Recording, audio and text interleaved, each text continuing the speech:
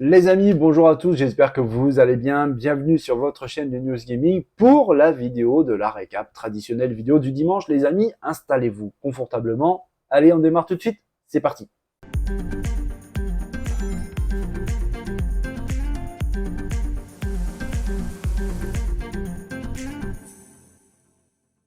Les amis, première vidéo pour cette récap du dimanche avec peut-être, attention, un petit problème chez Sony PlayStation.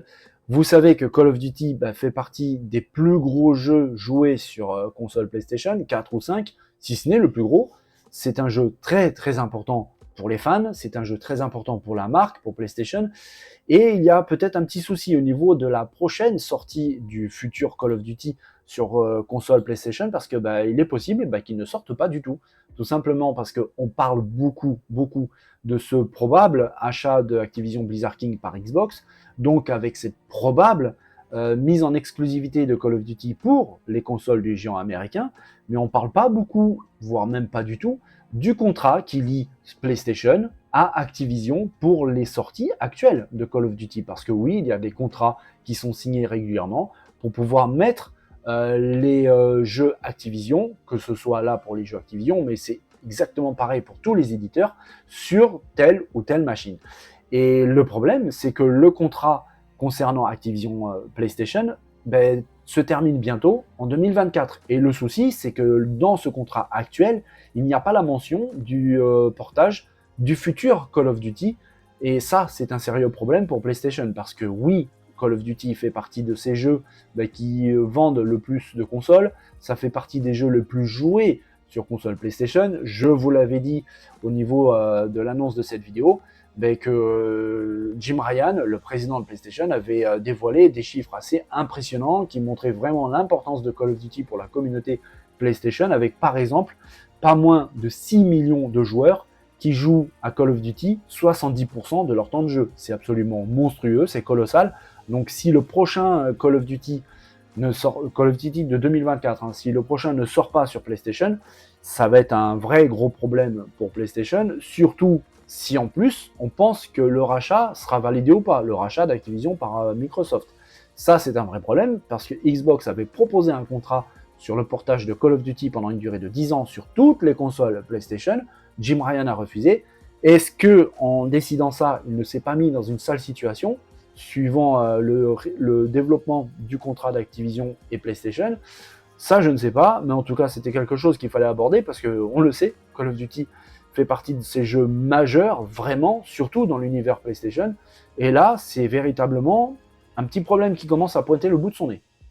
Dans la semaine, on avait parlé d'Ubisoft. On avait parlé d'Ubisoft surtout pour un jeu, et non, ce n'est pas Assassin's Creed Mirage, mais un autre. Toujours Assassin's Creed, mais Exe. Alors, on avait quelques petites rumeurs qui revenaient autour de ce jeu, mais rien de très consistant, c'était même plutôt très flou. On se posait beaucoup de questions, il y avait surtout seulement des hypothèses en fait autour de ce titre. Eh bien, ça semble changer parce que ça commence à bouger. On a eu un trailer officiel, court trailer de même pas 40 secondes, mais tout de même officiel, et qui, malgré sa petite taille, sa petite durée, révèle quand même des choses assez intéressantes. Et puis aussi une prise de parole officielle de chez Ubisoft qui veut dire énormément de choses. Après, c'est notre imagination qui fait le reste du boulot.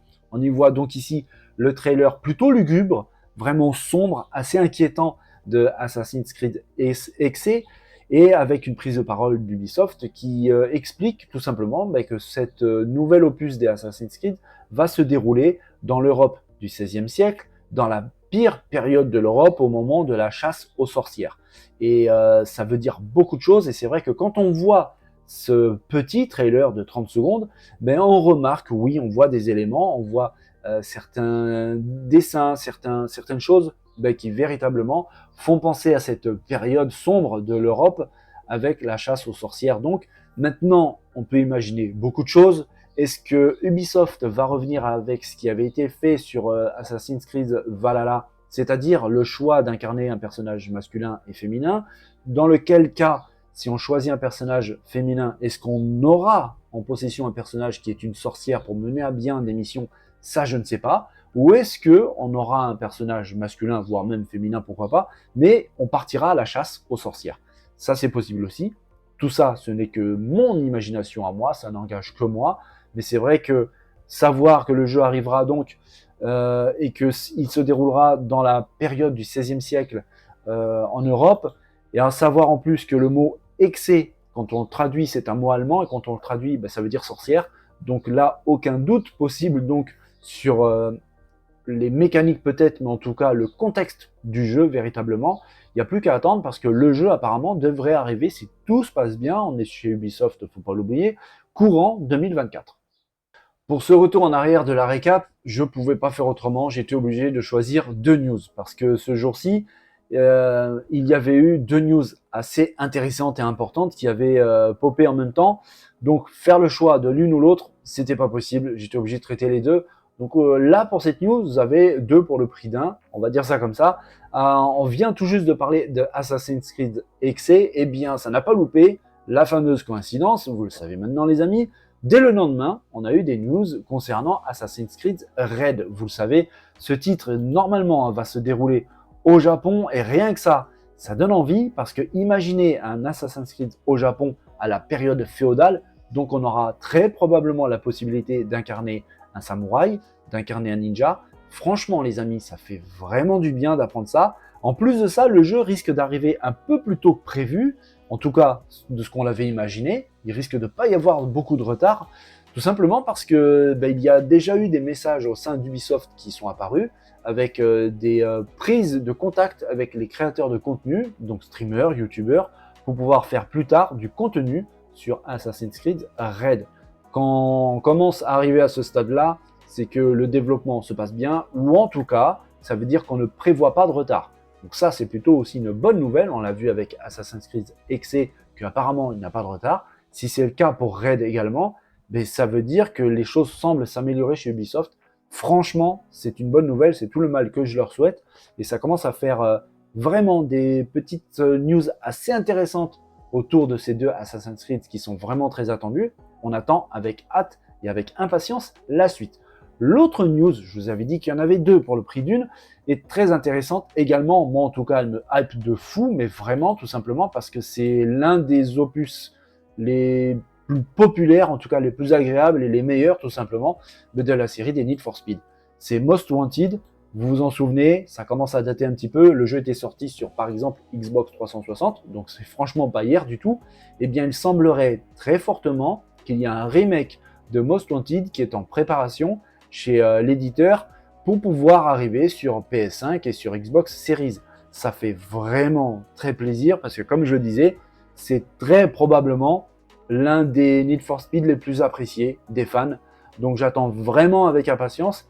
On a vu il y a très peu de temps pendant le TDU Connect des vidéos de gameplay assez longues de Test Drive Unlimited Solar Crown.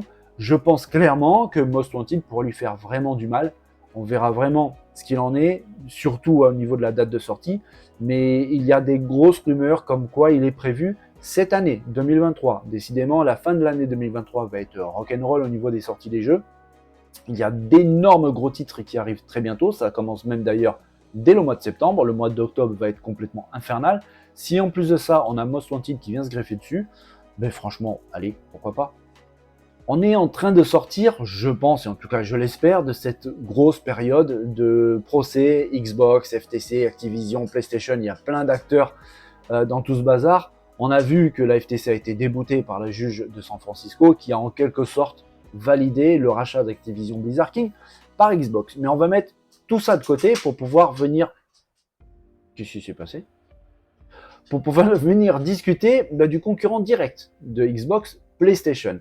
Alors, je vous le dis régulièrement, PlayStation est un concurrent incroyable de Xbox. S'ils sont là où ils sont actuellement, c'est-à-dire tout en haut, mais largement au-dessus d'Xbox, c'est pas pour rien. Ils ne gardent pas les mains dans les poches, ils ne se tournent pas les pouces.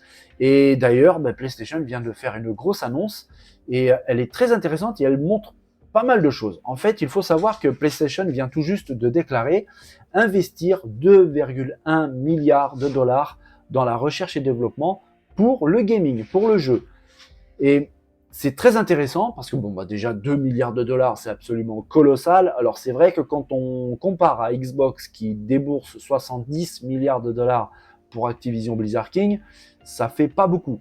mais c'est pas pour la même chose. Déjà, les moyens financiers de Microsoft et de Sony, c'est pas vraiment comparable. Je vous en ai parlé plusieurs fois sur la chaîne. Microsoft a des moyens que Sony, malheureusement, n'a pas. Ça ne veut pas dire qu'ils ne se débrouillent pas bien. Je vous l'ai dit, hein, Sony et PlayStation sont largement au-dessus de Xbox en termes d'image, de jeux et de placement partout dans le monde. Et c'est pas l'argent qui change ça. En tout cas, pas pour l'instant. Mais ça veut dire quand même que si Sony arrive à débourser et à investir 2,1 milliards de dollars dans la recherche et développement pour le jeu, ben, ça veut dire que le jeu déjà se porte bien. Ça veut dire que Sony se porte bien, parce que pour pouvoir investir une telle somme juste dans la recherche et développement du jeu vidéo, ça veut dire que derrière, ça va, tout va bien, il n'y a pas de quoi s'inquiéter pour PlayStation. Parce que généralement, quand on investit une somme pareille, c'est surtout pour le hardware et en particulier pour les nouvelles machines, pour les nouvelles consoles. À la limite certains périphériques, je pense aux casques de réalité virtuelle, mais c'est vrai que c'est une somme relativement très importante, c'est même assez colossal, juste pour la recherche et développement du jeu vidéo. Maintenant, il y a un petit twist qui pourrait faire grincer des dents de certaines personnes, en tout cas, moi c'est le cas. Il faut savoir que parmi ces 2,1 milliards de dollars, eh bien 60% de cette somme va être allouée aux jeux services. Et là, par contre, c'est un peu moins fun, j'ai envie de dire, parce que bon, je suis pas spécialement fan du jeu service, et j'ai l'impression que parmi vous, je suis pas le seul, pour qui ça n'emballe pas tellement plus que ça. Mais c'est en tout cas le chemin pris par PlayStation. On peut pas faire semblant, on peut pas dire qu'on ne savait pas. Sony en a parlé assez régulièrement, et surtout très récemment. C'est le chemin que prend la compagnie, le jeu service. 2,1 milliards de dollars, plus de la moitié donc pour le jeu service. Donc clairement, oui, le jeu service va commencer à prendre de plus en plus de place et d'ampleur et de consistance dans le catalogue PlayStation. Est-ce que c'est bien? Est-ce que c'est pas bien? Franchement, je ne sais pas. Mais à mon avis, on va pas tarder à le savoir parce que ça va venir vite, ça va venir vraiment de manière assez consistante. Donc oui, le jeu service fait partie clairement du jeu et du futur de PlayStation. Pour ce dernier retour en arrière, les amis, j'avais pas envie de parler d'Activision, de procès, de Call of Duty, j'avais pas envie de parler de milliards de dollars, de rachats, de tout ça. J'avais envie de parler jeux vidéo et à la limite de quelque chose qui pourrait arriver dans un futur assez proche, quelque chose qui peut donner vraiment le sourire. Avec une news qui vraiment, moi, m'a fait plaisir, qui concerne un jeu emblématique d'un studio légendaire, The Naughty Dog, avec un titre qui pourrait revenir en remake sur PS5, peut-être aussi sur PC d'ailleurs, c'est The Last of Us Part 2. Parce qu'il y a eu une info très intéressante, un leak qui a été lâché par le musicien qui s'occupe de la bande-son de The Last of Us Part 1 et Part 2, qu'on voit ici d'ailleurs à l'écran. Ce musicien a tout simplement déclaré qu'il sera possible de demander au personnage de jouer quelques morceaux pour vous. Et en fait, il parle tout simplement du musicien qu'il y a au début de The Last of Us Part 2. Vous savez, le musicien, il a un chien, et quand on se rapproche de ce musicien, eh bien le chien se rapproche de votre personnage, Ellie, et c'est à vrai dire la seule interaction qu'il y a avec ce personnage à ce moment-là du jeu. Et bien dans le remake, il sera possible de demander à ce musicien de jouer un morceau en particulier à votre demande. Ça, c'est assez intéressant, mais surtout, ce qui est intéressant, c'est la news en elle-même qui explique clairement, qui annonce clairement la préparation du remake de The Last of Us Part 2, donc pour PS5, très certainement aussi pour PC. Là, j'espère vraiment que la sortie sur PC se passera quand même un petit peu mieux que The Last of Us Part 1, même si les développeurs ont travaillé d'arrache-pied pour pouvoir améliorer, mais c'est vrai que la sortie du 1 était un petit peu problématique, on va dire ça comme ça. Donc là, c'était une vraiment bonne nouvelle. Franchement, ça fait du bien, parce que dollars, rachat, procès, Xbox, Call of Duty, oui, c'est bien, c'est intéressant, mais le jeu vidéo, vraiment, c'est quand même un petit peu mieux.